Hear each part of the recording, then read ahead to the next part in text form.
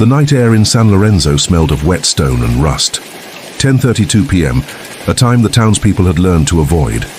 The wind was gone, the streets were still, and yet, from the hill above the river came the sound of a bell. One slow toll, then another, 7 times in all. No one had touched the chapel rope since the flood of '97. San Lorenzo was once a bright town. Children running past the market, fishermen calling from the river. Then the waters came.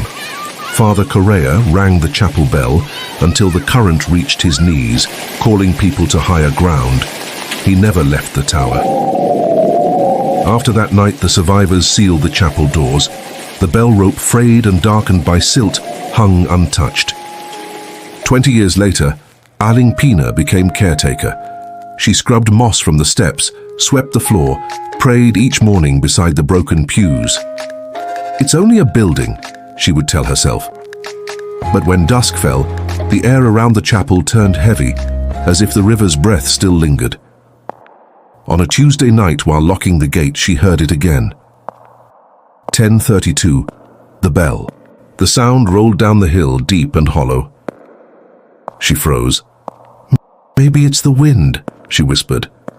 But there was no wind, only the slow drip of rain from the roof. The next morning she found footprints, large wet marks leading from the altar to the bell rope. The chapel door was still locked from the inside. Word spread quickly. Teenagers came with phones hoping to catch proof. That night they waited, flashlights trembling against the pews. When the bell tolled, their recordings captured something more. A low humming under the sound, a prayer, half Latin, half plea. They ran before the 7th ring. Aling Pina decided to face it herself. On the 7th night she stayed inside, a single candle lighting the nave. "If it's him," she murmured, "then let me understand." The rope moved. The bell's echo filled the stone walls, shaking dust from the beams.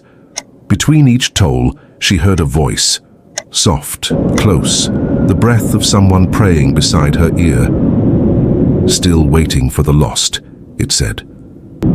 She turned. The candle flickered. No one was there. On the altar lay the old baptism book, pages damp, open to the list of names from the flood.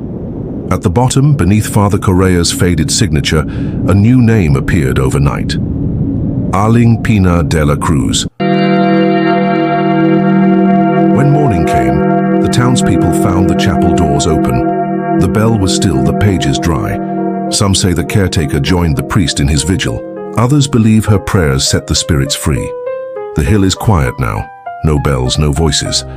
But sometimes when fog covers the river, people claim they hear a single toll carried on the wind. Maybe not every echo is meant to frighten. Maybe some are reminders that even the lost can still be found.